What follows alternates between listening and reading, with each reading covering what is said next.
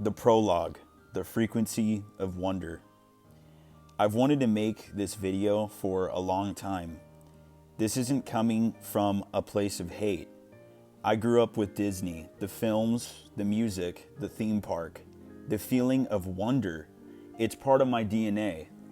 And Kingdom Hearts, it's been one of the most significant pillars of my life for 20 years. The soundtrack alone, tracks like Dearly Beloved, The Other Promise, or Sacred Moon, those aren't just songs. They're emotional anchors. They take me back to being a kid at the menu screen, feeling a weight I couldn't even explain yet. This video isn't a hit piece. It's an audit. Because as I got older, I stopped looking at the magic and started looking at the architecture. I noticed the patterns, the fragmentation of identity, the management of memory, and a system that feels calculated. To understand the game, we have to audit the man who drew the blueprints, Walt Disney. The ancestral blueprint and the Fantasia disclosure. We have to deal with facts first. Walt Disney was an initiate of the Order of Demolay, a youth branch of Freemasonry. For those who don't know, Freemasonry is a fraternal organization that uses the tools of stone masonry, the square, the compasses, and the level, as symbols to teach the art of building a person's character. But on a deeper level, it is a system of initiation designed to move a person through degrees of knowledge. You see this lineage in the 1950s Mickey Mouse comics. Mickey isn't just a mouse. He's an initiate interacting with the square and compasses and lodge rituals. Even the white gloves are a form of disclosure. In ritual tradition, they symbolize purity of action, the hand as the interface of the will. Then look at Fantasia. Yen Sid, whom we know from Kingdom Hearts, is an anagram. It's actually Disney spelled backwards. He is the system administrator archetype. The Sorcerer's Apprentice is a direct allegory for a user who tries to hack the master's code before they are spiritually calibrated. Mickey triggers a system collapse because he hasn't achieved sovereignty over himself. This archetype repeats in Kingdom Hearts. Characters unlocking doors too early and triggering consequences they cannot control. And then there's Pinocchio, a Gnostic allegory. He is a puppet, an artificial vessel trying to become real. Pleasure Island is the ultimate corral. It's a space of unchecked indulgence where the user surrenders their discernment and is turned into a beast of burden. It's the warning. The simulation will distract you with pleasure to keep you from ever achieving sovereignty. Pleasure Island takes on a whole new meaning in our modern age. The ancient script, the foretellers. Chronologically, everything begins with the foretellers, the original system admins. Their names are the 7 deadly sins in Latin. We have ira, wrath, envy, ased, sloth, gula, gluttony, ava, greed, and lakshu, lust. And at the top, the master of masters. He is superbia, pride. He recorded history through the gazing eye on his blade, the no name.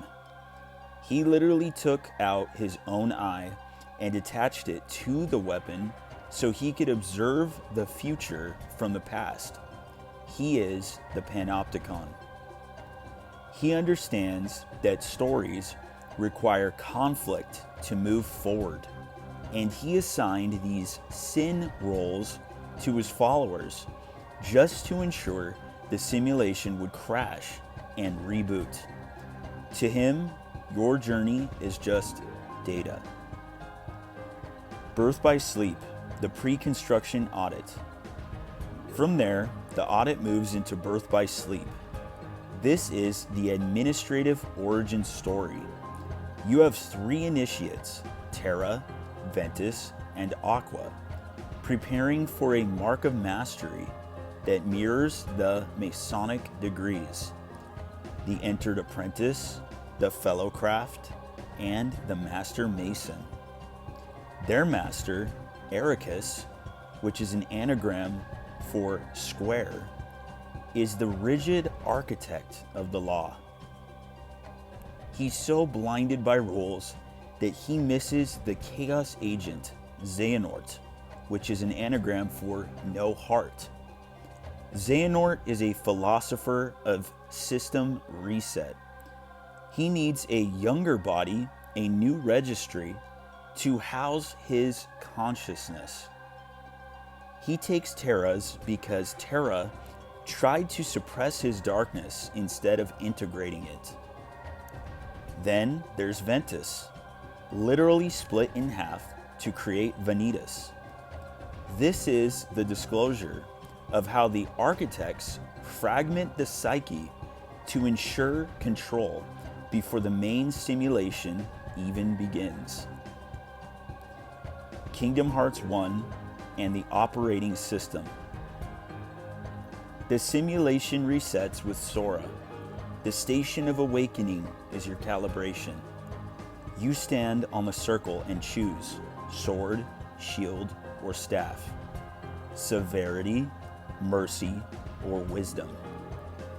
These are the 3 pillars of the Kabbalah.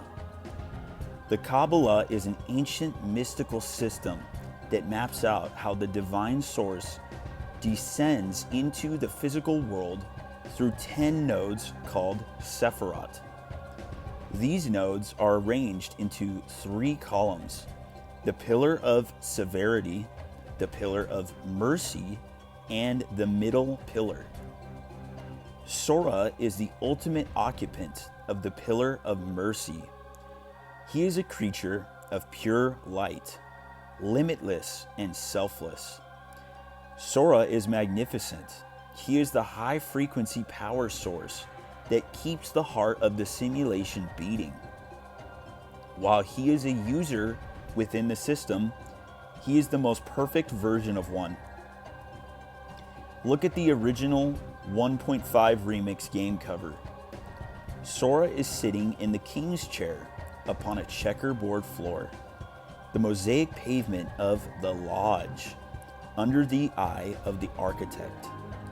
This checkerboard imagery is found within many forms of media in relation to Freemasonry, from Michael Jackson's album covers to Club 33, a secret club for the elite spenders at Disneyland, 33 being the highest level of the Scottish Rite of Freemasonry, and it's found on the checkerboard that Ericus and Xehanort take part in.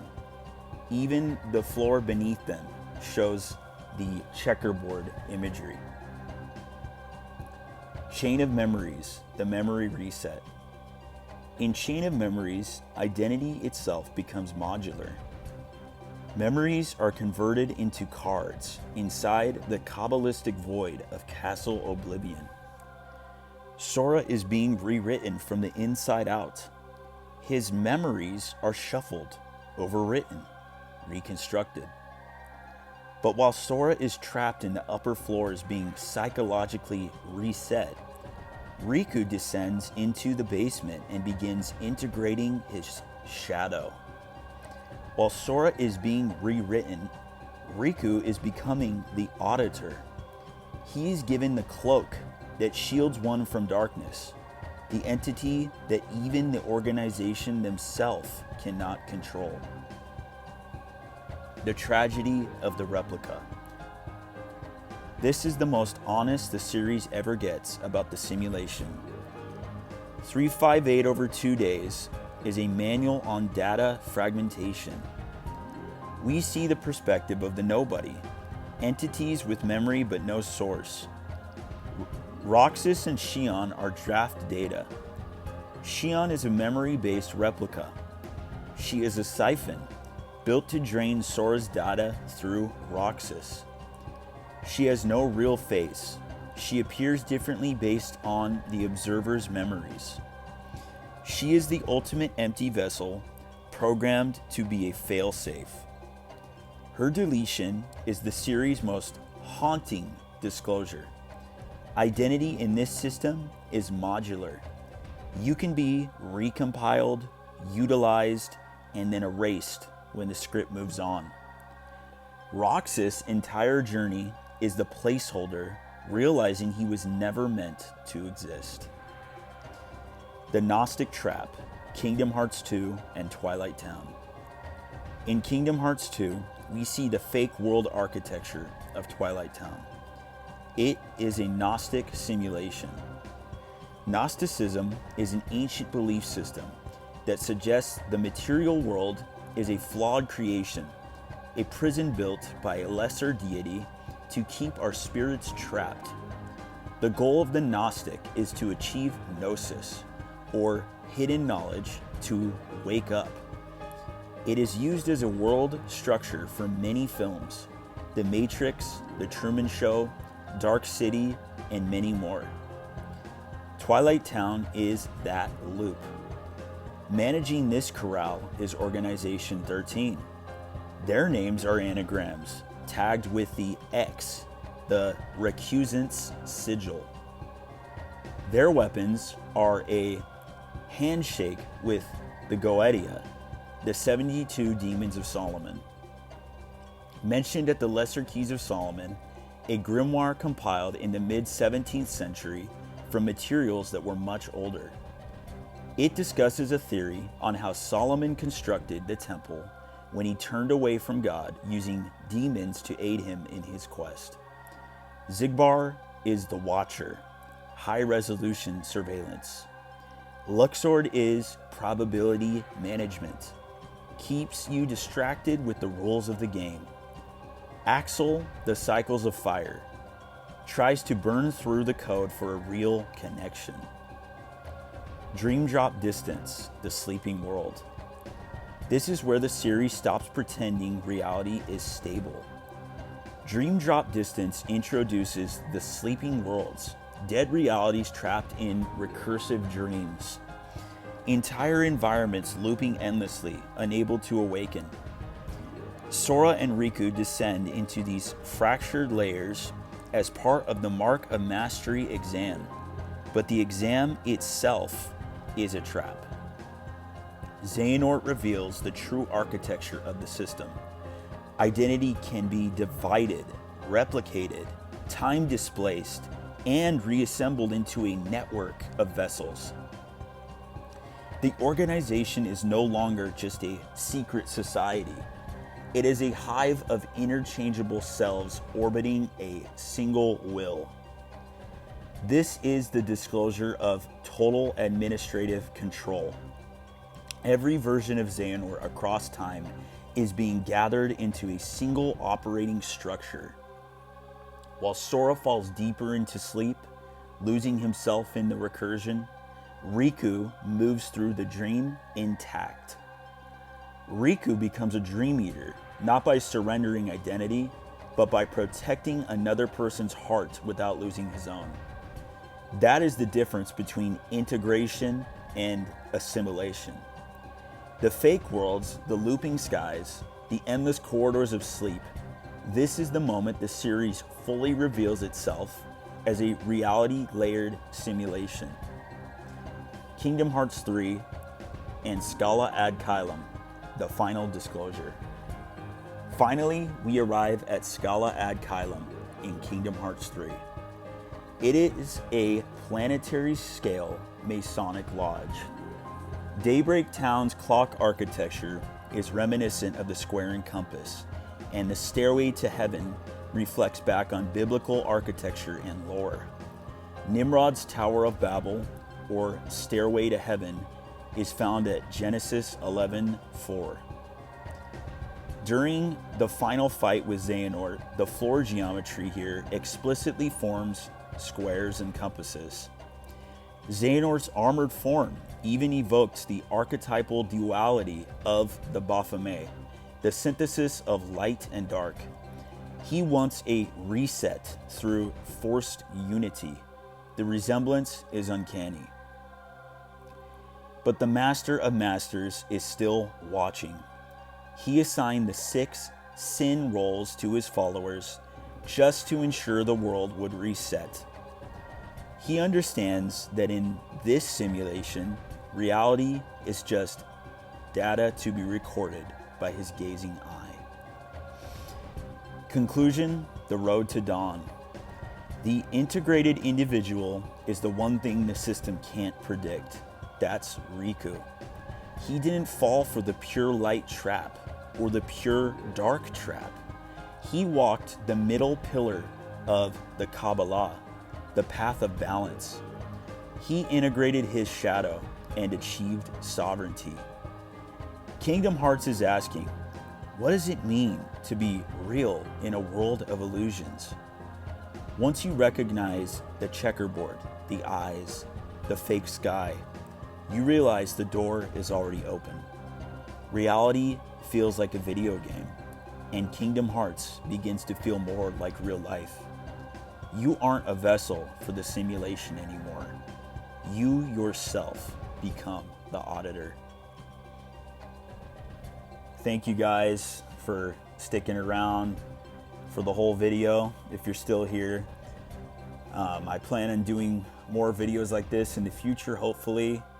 I just felt like I dive really deep into these topics and I don't really have many people to discuss it with in real life, so I thought I'd share my thoughts here.